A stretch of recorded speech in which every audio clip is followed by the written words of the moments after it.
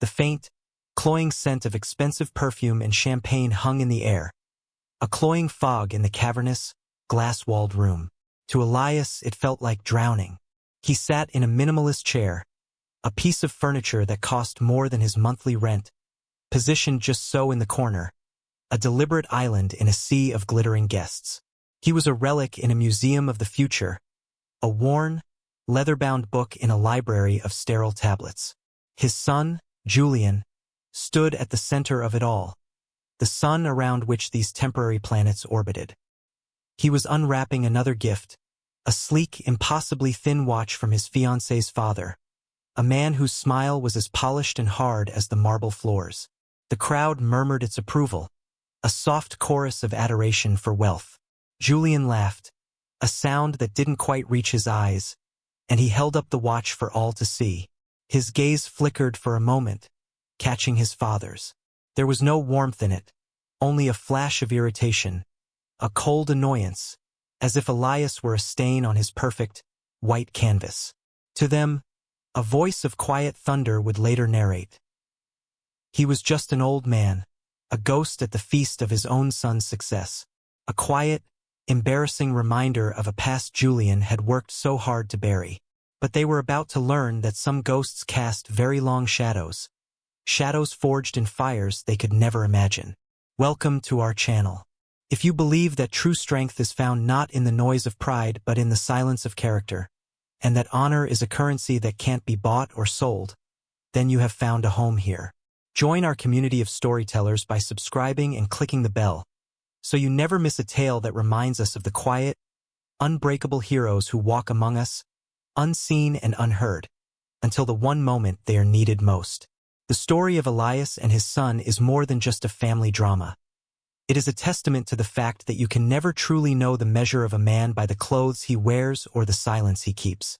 Elias had watched his son's ascent like a man watching a ship sail away from the shore, pride warring with a deep, gnawing sorrow. He saw the gleam of ambition in Julian's eyes, a fire that had long ago burned out any warmth for the simple life he had come from.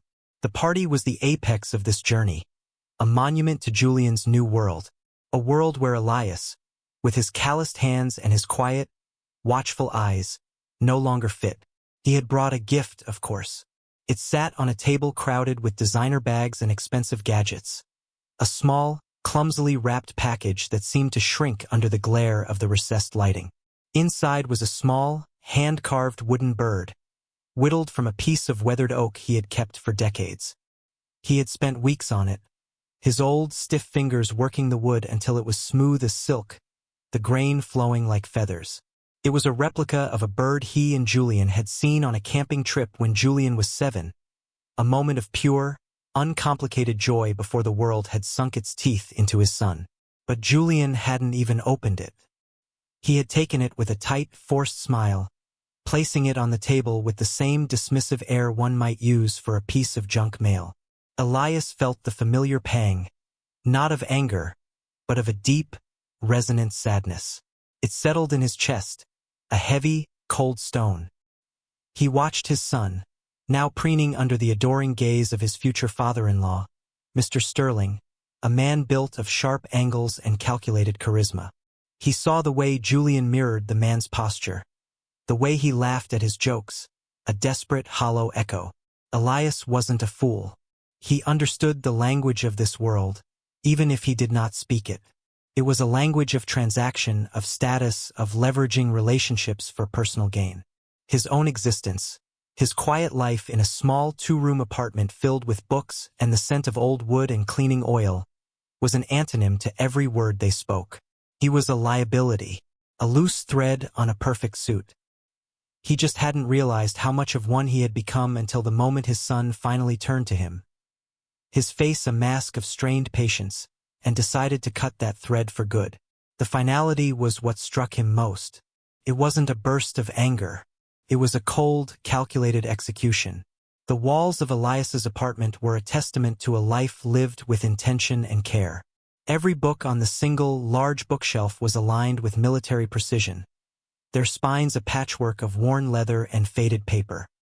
His small kitchen was spotless, the few pots and pans hanging from a rack gleaming under the light of a single bare bulb. There was no clutter. There was no chaos. There was only a quiet, monastic order. This was his sanctuary, the fortress he had built against a world that had grown too loud, too fast. His days followed a simple, unchanging rhythm. He would wake before the sun, his left leg a stiff, aching barometer of the coming day's weather, a souvenir from a place he never spoke of. He would perform a series of slow, deliberate stretches, his body a map of old injuries and faded scars.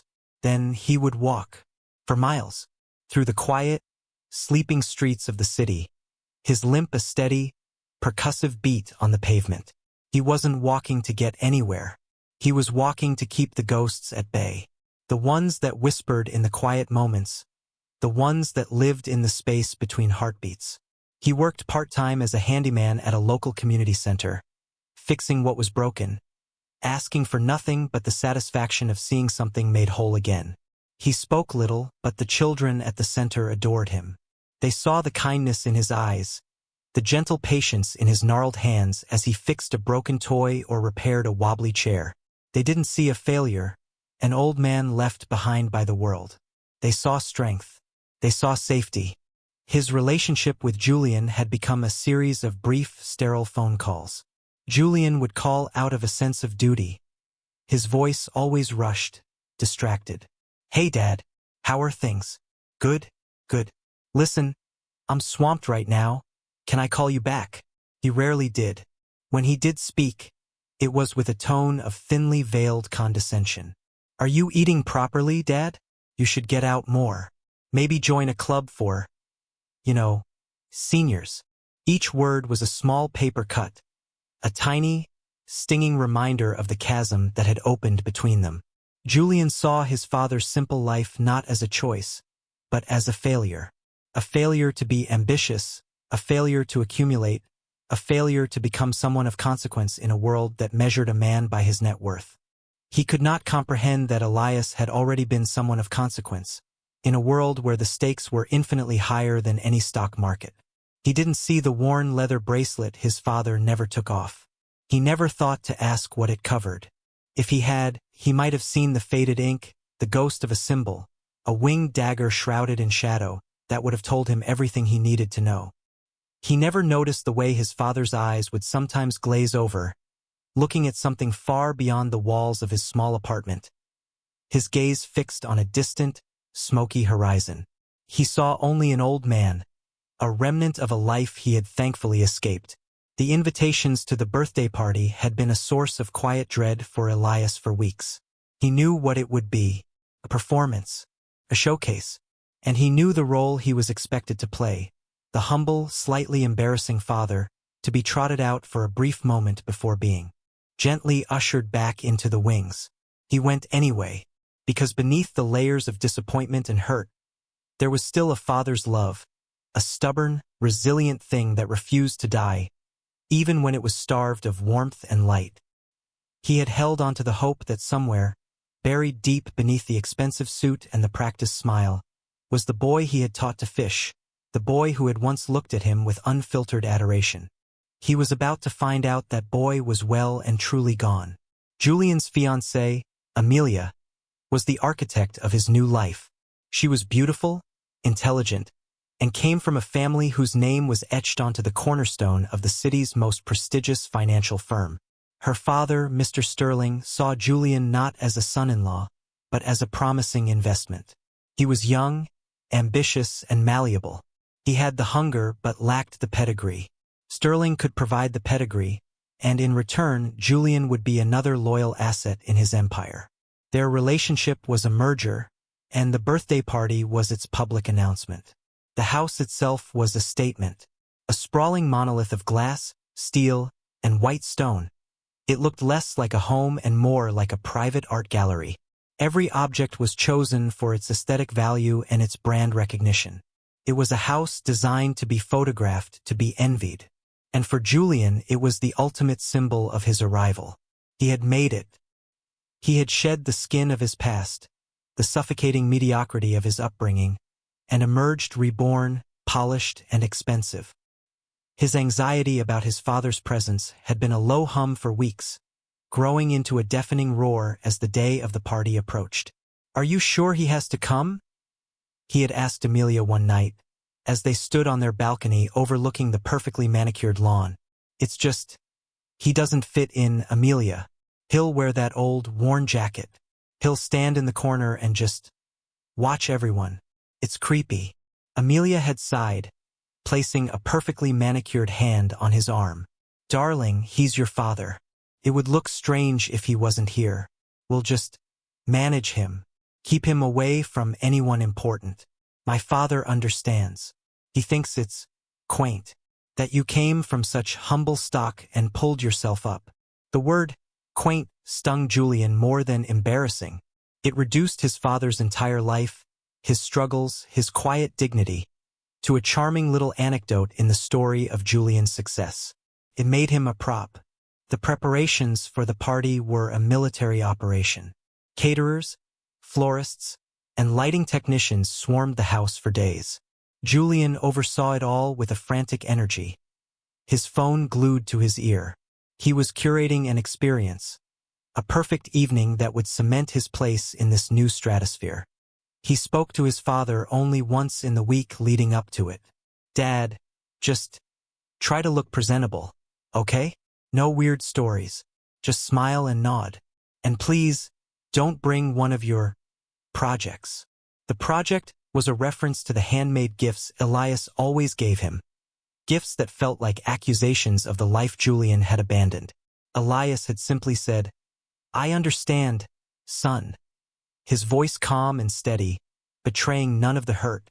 On the day of the party, Julian felt a knot of dread in his stomach every time he thought of his father's impending arrival. He had built this perfect, fragile world of glass and steel, and Elias was a stone. A single, clumsy stone that could shatter the whole illusion. When Elias finally arrived, walking slowly up the long, pristine driveway, Julian felt a wave of shame so profound it almost made him sick. His father looked so small, so out of place against the grandeur of the house. He was wearing his best jacket, an old but clean tweed coat, and he held the small, wrapped gift in his hands like a precious offering. Julian met him at the door with a smile that felt like a grimace. "Dad, you made it.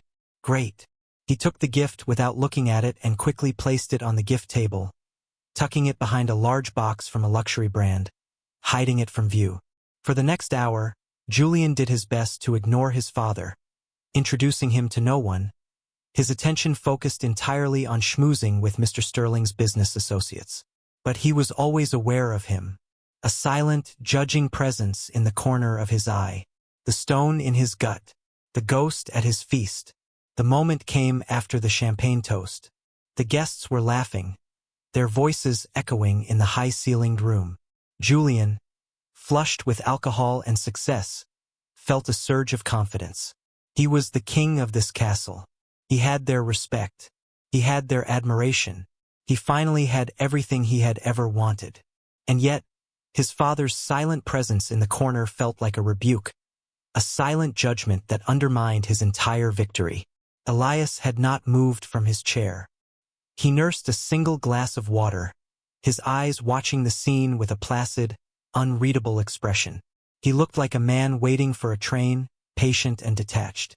It was this detachment, this refusal to be impressed by the spectacle, that finally broke something in Julian.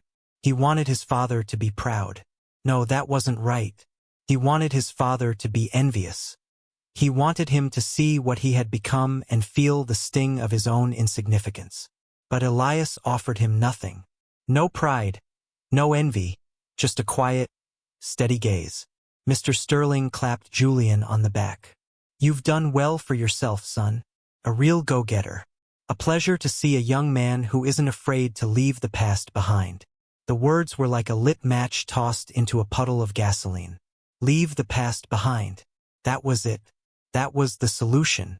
The party was a celebration of his new life, and his father was the last, stubborn remnant of the old one. He had to be excised. Like a tumor, Julian walked across the room, the crowd parting before him. He stopped in front of his father's chair. The music seemed to fade. The chatter died down. Every eye in the room was on them. "Dad," Julian began, his voice louder than necessary, performing for his audience. "I'm glad you came. I am, but I've been thinking." He paused for dramatic effect. Amelia watched him with a small, encouraging smile. Mr. Sterling nodded, a look of grim approval on his face. "I've been thinking about what I really want. For my birthday. For my life." Elias looked up at him, his expression unchanged. He simply waited. His silence was an anchor, and Julian was a ship straining against its rope in a gathering storm. "You want to know what I really want for my birthday, Dad?" Julian's voice was tight, brittle. "The best gift you could possibly give me is for you to just disappear.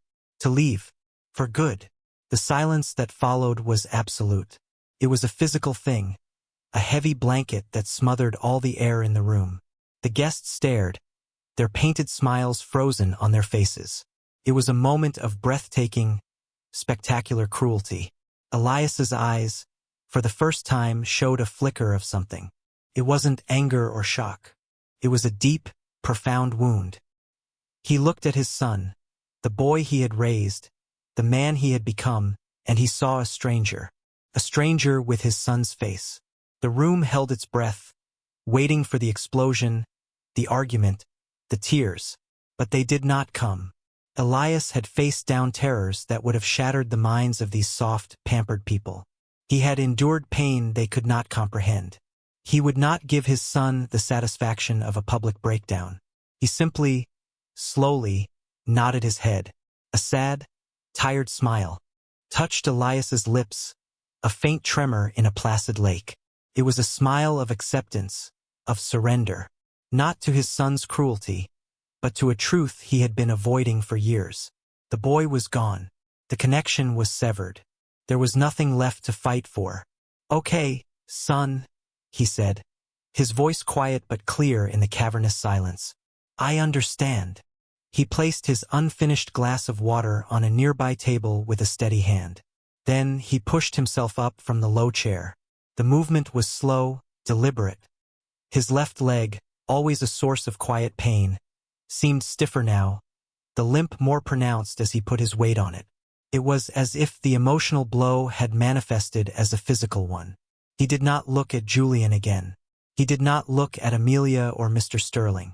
His gaze was fixed on the large glass door at the far end of the room, a portal out of this cold, alien world. He started walking. Each step was measured, dignified. He was a king in exile, abdicating a throne he had never wanted.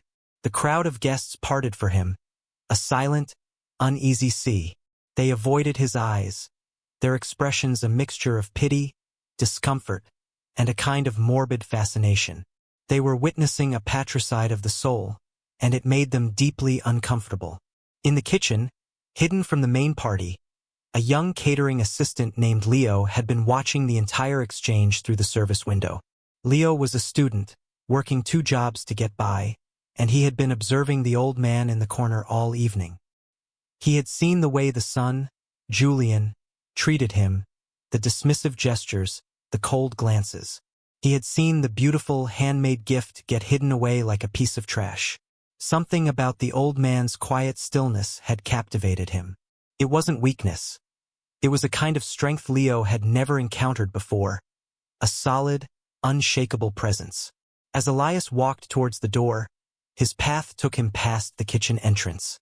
Just for a second, their eyes met. Leo saw no self-pity in the old man's gaze. He saw a profound, heart-wrenching sadness, but it was contained within an ocean of pure, unadulterated dignity. As Elias passed, he unconsciously reached up and adjusted the worn leather bracelet on his wrist. For a fleeting moment, the leather shifted, and Leo saw it.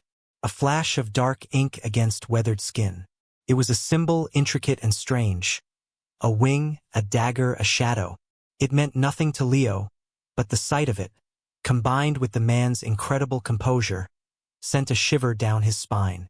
This was not just some poor old man being humiliated by his ungrateful son. This was something else entirely. Leo felt a hot surge of anger on the old man's behalf. He watched as Elias reached the door, opened it without a sound, and stepped out into the cool night air, disappearing from view. He had vanished, just as his son had wished. He had given his son the gift he asked for. The silence he left behind was heavier, more accusing, than any shout could ever have been. Leo looked back at the party. Julian was now being comforted by Amelia, his shoulders slumped in a theatrical display of emotional exhaustion. Mr. Sterling was patting his back, murmuring words of approval. They were congratulating him. Leo felt a wave of nausea. He turned away, back to the clatter and steam of the kitchen, but the image of the old man's quiet exit, and the fleeting glimpse of the strange symbol on his wrist, was burned into his mind. An hour crawled by. The party, which had been momentarily frozen by the dramatic exit, slowly, awkwardly tried to thaw. Julian, bolstered by the unwavering support of Amelia and her father, attempted to reclaim his role as the gracious host. He laughed a little too loudly, his jokes falling into the still tense atmosphere with a hollow thud. "Well," he announced to a small group, swirling his champagne, "sometimes you have to prune the branches to let the tree grow." The metaphor was clumsy, and the people he spoke to just nodded, their smiles tight and unnatural. The air was thick with unspoken judgment. The spectacular act of cruelty had soured the celebration, leaving a bitter aftertaste that no amount of expensive champagne could wash away. Mr. Sterling, however, seemed genuinely pleased. He saw it as a necessary act of strength, a final shedding of a sentimental weakness. "You did the right thing, Julian," he said in a low, conspiratorial tone, leading him to a quieter corner. "In our world, sentiment is a liability. Family, history, these things are only useful if they can be leveraged. Your father was an anchor. You've cut the rope. Now you're free to sail." Julian nodded, desperately wanting to believe it. He wanted to feel free. He wanted to feel powerful. But all he felt was a strange, disquieting emptiness. The space in the corner where his father had sat seemed to pulse with a dark energy, a void that was drawing all the light and warmth from the room. He looked at the gift table, the sleek boxes, the designer labels, the sheer monetary value of it all. It should have made him happy. An hour ago it had. Now it all looked like a pile of meaningless, empty junk.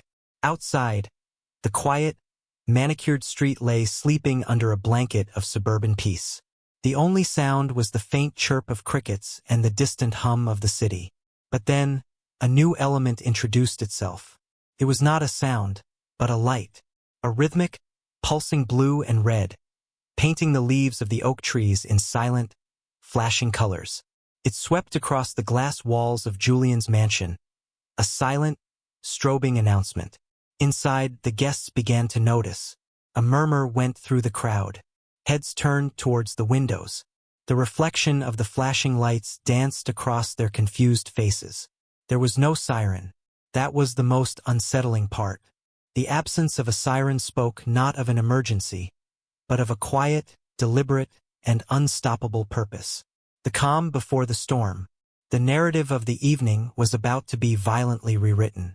The air itself seemed to grow heavy, charged with a sudden, terrifying potential. Julian, seeing the lights, felt a spike of pure panic. His mind raced. Was it a noise complaint? A prank? He straightened his jacket, his carefully constructed composure beginning to fray at the edges. He was the man of the house, the king of the castle. He had to handle this. He walked towards the door, his heart hammering against his ribs, a frantic drumbeat against the silent, pulsing lights that now bathed his perfect lawn in the colors of judgment and consequence. The ghost his father left behind was beginning to take shape. The front door swung open before Julian could reach it. The figures that stepped inside did not belong to this world of champagne and polite conversation. They were dark silhouettes against the flashing lights, their presence instantly sucking all the levity from the room. There were 4 of them, dressed in dark, functional uniforms that bore the insignia of a specialized federal unit, not local police. They moved with a fluid, disciplined grace that was both intimidating and mesmerizing. Leading them was a man who seemed to carry the weight of authority as if it were a custom-tailored coat. He was older, perhaps in his late 50s, with a face that looked like it had been carved from granite and left out in the wind and the sun. His hair was silver at the temples, his eyes a piercing, intelligent gray. His uniform was crisp, adorned with a rack of medals that spoke of a long and distinguished career. This was Chief Miller, and his presence commanded immediate absolute silence. The party guests froze, glasses halfway to their lips. The quiet hum of conversation evaporated. Mr. Sterling, a man used to being the most powerful person in any room, took an involuntary step back, his face a mask of sudden confusion and alarm. Julian, however, driven by a cocktail of alcohol and arrogance, stepped forward. "Excuse me, officers," he said, trying to inject a note of authority into his voice. "I think there's been some kind of mistake. This is a private party." Chief Miller's gaze swept over Julian as if he were a piece of furniture, an obstacle. His eyes, cold and sharp as shards of ice, scanned the room, searching. He ignored Julian completely. A young, uniformed officer standing just behind Miller, a man no older than Julian himself, looked around the opulent room with wide eyes, taking in the shocked, wealthy faces. He, like everyone else, assumed they were here to arrest one of these powerful titans of industry. Miller's voice, when he finally spoke, was not loud, but it cut through the silence like a razor. It was low, gravelly, and held a tone of controlled urgency. "Where is he?" he asked, his question directed at the room at large. Julian, flustered at being so thoroughly dismissed, stepped forward again. "Where is who? I am the owner of this house. If you have business here, you can speak to me." Miller's head snapped towards Julian, and for the first time, he fixed him with his full attention. The sheer intensity of the man's gaze made Julian feel like a bug under a microscope. "I'm not going to ask again," Miller said, his voice dropping even lower, gaining a dangerous edge. "Where is Sergeant Elias Vance?" The name hung in the air, an incomprehensible sound. The guests exchanged confused glances. Julian's mind went blank. Sergeant Vance? It took him a moment to connect the name to the person. My father?" he stammered, the words feeling foreign in his mouth. "You mean Elias? He left." Miller's eyes narrowed. A flicker of something, disappointment, frustration, crossed his face. He turned to his young deputy. "He was here. He was right here." He looked back at Julian, a new expression dawning on his face. It was a look of dawning, dreadful comprehension, mixed with a slow-burning contempt. He took a step closer, his eyes boring into Julian's. "What did you do?" he asked, the question less of an inquiry and more of an accusation. The vindicator had arrived, but the hero was already gone. And the dawning horror on Chief Miller's face was that he was too late, not to make an arrest, but to prevent an injustice far deeper and more personal than any crime on a statute book. The young officer, whose name was Evans, watched his chief with a growing sense of confusion. He had been on Miller's special task force for 6 months, and he had never seen him like this. He had seen him angry, focused, even ruthless. He had never seen this raw, personal emotion roiling just beneath the surface. Sergeant Elias Vance. The name meant nothing to him. He just saw a room full of rich people and a scared, arrogant young man who was clearly in a world of trouble. Chief Miller took a deep, steadying breath, his training kicking in, reining in the fury. He turned his gaze from Julian and let it sweep across the silent, gaping faces of the party guests. He looked at Amelia, her face pale with shock. He looked at Mr. Sterling, who was now trying to subtly pull out his phone, likely to call a high-powered lawyer.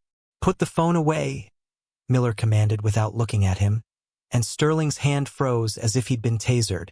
Miller's voice returned to its low, authoritative calm, but now it was laced with a tone of profound reverence. It was the voice of a man about to deliver a eulogy or a sermon. "You people," he began, his voice filling the vast room. "You stand here in your expensive house, drinking your expensive champagne, And you have no idea. You have no idea what real value is. You have no idea what a giant was in this room with you tonight. Julian stared, his mouth slightly agape. A giant? My father? He's a handyman. He lives in a tiny apartment. The words came out as a pathetic squeak. Miller let out a short, sharp, mirthless laugh. It was a terrifying sound. A handyman, he repeated, shaking his head in disbelief. Yes, I suppose he is. He's good at fixing things. He fixed a C-130 engine with nothing but a wrench and a piece of scrap metal in the middle of a sandstorm with enemy fire raining down on him. He fixed a communications relay on a frozen mountain peak that had been declared a total loss, restoring contact for an entire battalion that had been written off as dead. He fixed my leg with a strip of his own shirt and 2 sticks when I had a compound fracture and we were 3 days from extraction. So yes, Miller's voice hardened into steel. He is a hell of a handyman. He took another step towards Julian, his eyes burning with a righteous fire. Sergeant Elias Vance. You call him your father. I called him my commander. In a unit so far off the books its name has never been spoken in public. The men who served under him called him the Ghost, because he could walk through hell and come out the other side without a scratch, usually carrying 2 of his wounded men on his back. He gestured at the medals on his own chest. This is nothing. This is for politicians and parades. His medals are locked in a vault at Fort Bragg, collecting dust because the missions they were awarded for are still classified top secret. We're talking about a man who single-handedly held off an enemy platoon for 7 hours to protect a compromised CIA listening post. A man who volunteered for a mission into North Korea from which no one, and I mean no one, was expected to return. He was the sole survivor. They call it Operation Silent Echo. You call it a Tuesday. He pointed a finger at Julian, and the young man flinched. That cheap, handmade gift you probably threw in the trash? Did you even look at it? Did you see the wood? That was carved from the stock of the M14 rifle he used on that mission. The one that saved my life and the lives of my entire team. He carried that piece of wood in his pocket for 30 years.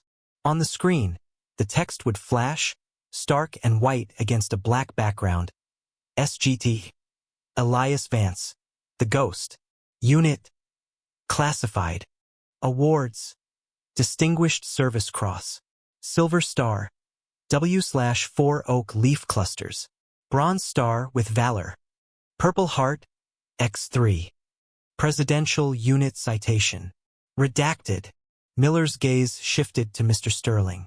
And you, Sterling Financial. You were almost wiped out by a cyber attack from a rival nation back in '08, remember? A breach so deep it nearly cratered the entire sector. The attack just stopped. The official story was an anonymous hacker collective. The truth is that Elias Vance, working as a consultant at the request of the NSA, spent 72 hours without sleep, tracing the breach back to its source and dismantling it from his little apartment. Using a computer he built himself, he saved your entire fortune. He asked for nothing in return. He just went back to fixing leaky faucets. A collective gasp went through the room. Mr. Sterling looked as if he had been punched in the stomach. Miller turned his devastating gaze back to Julian. He gave up that life. He walked away from it all, from the promotions, the prestige, the power, because he made a promise to your mother before she died that he would be here to raise you. He chose you. He chose your small, simple life over a world of shadows and glory. And you, in your arrogance and your ignorance, you called him an embarrassment. You threw him away like garbage. You don't deserve to speak his name. The weight of Miller's monologue settled over the room, a crushing, suffocating force. Julian Vance stood as if turned to stone. His face drained of all color, a canvas of pure, unadulterated horror. The world he had so carefully constructed, his identity, his success, had been shattered into a million pieces by a truth he could not have imagined in his wildest nightmares. His father, the quiet, simple, embarrassing old man, a hero, a legend, a ghost. The words echoed in the silent space where his pride used to be. The handmade bird, carved from a rifle stock, from a mission that had saved this man, this terrifyingly authoritative man standing before him. He felt a desperate urge to run to the gift table, to find the small, discarded package, but his feet were rooted to the floor. His shame was a physical anchor, dragging him down into an abyss. Chief Miller let the silence hang for a long moment, allowing his words to do their work. Then his demeanor shifted. The reverent storyteller was gone, replaced by the cold, efficient law enforcement officer. His eyes, now devoid of any emotion, locked onto Julian. "Julian Vance," he said, his voice flat and official. "You are under arrest for violations of the Securities and Exchange Act, multiple counts of wire fraud and embezzlement." Officer Evans, the young deputy, stepped forward, his own face a mask of shock and dawning understanding.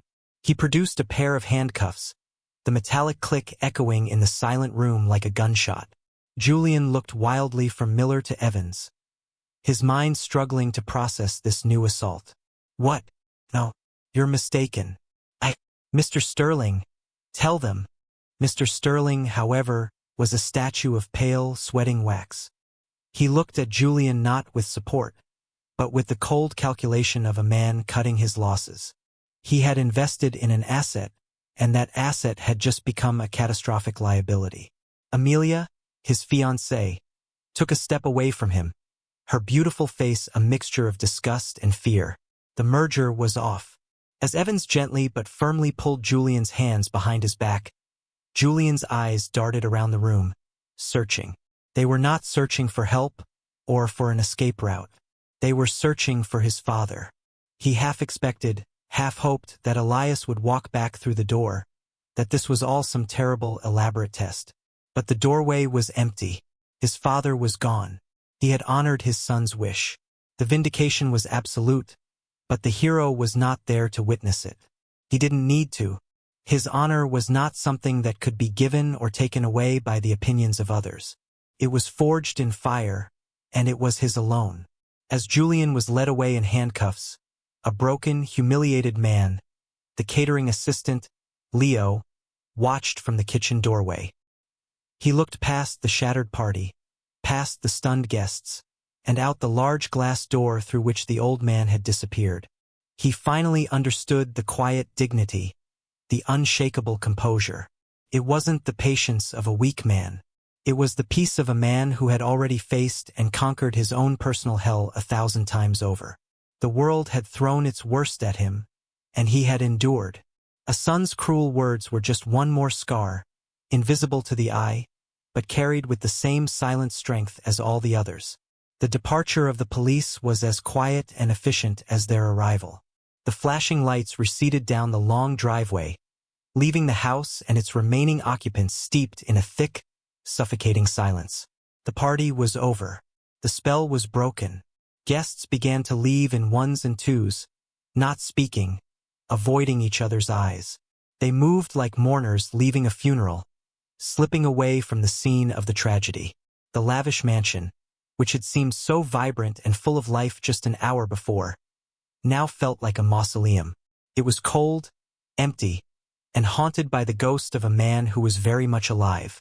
Mr. Sterling stood alone in the center of the room for a long time, staring at the space where his future son-in-law had been arrested. His face was a grim, unreadable mask, but his mind was a whirlwind of damage control, of legal strategies, of severing ties. Amelia had already disappeared upstairs, her sobs echoing faintly in the cavernous space. The dream was dead. The empire had a crack in its foundation. On the gift table, amidst the designer boxes and branded bags, sat the small, clumsily wrapped package. Leo, the young catering assistant, found himself drawn to it. His duties were over, but he couldn't bring himself to leave. He walked over and, with a strange sense of reverence, picked it up. The wrapping paper was cheap, the tape crooked. He carefully unwrapped it. Inside, resting on a bed of simple tissue paper, was the wooden bird. It was beautiful. The craftsmanship was exquisite, every line and curve perfect. It felt warm and alive in his hand. He could see the love and the hours of patience that had been poured into it. He thought of Julian, who had hidden this treasure away in shame. And he thought of the man who had made it, a man who had saved nations and then come home to whittle a bird for the son who would one day break his heart. The narrative of the world, for Leo, had fundamentally shifted. He had learned a lesson that night that he would carry with him for the rest of his life. Honor was not loud. Courage was not for show. True strength, the kind that could withstand anything, was quiet, patient, and resided in the hearts of men like Elias Vance. The final scene is not of the broken party or the disgraced son. It is of Elias, walking down a quiet, moonlit street far from the noise and the drama. His limp is steady, his pace unhurried. He is not looking back. There is no anger on his face, only a deep, weary peace. He has been released. The burden of his son's expectations, a weight far heavier than any rucksack he had ever carried, was finally lifted. He was just a man, walking under the stars, alone but not lonely. He was free. The world had forgotten him. His son had abandoned him, but he had never forgotten himself. And in the quiet solitude of the night, that was more than enough. What do you believe is the true measure of a person's worth? Is it what they accumulate and display for the world to see? Or is it the silent sacrifices they make when no one is watching? Let us know your thoughts in the comments below. We believe in the power of stories to remind us of what truly matters. For more stories that inspire, uplift, and celebrate the quiet heroes who walk among us every day, make sure to subscribe to our channel and ring that bell for notifications. You won't want to miss what we have in store for you next. Thank you for watching.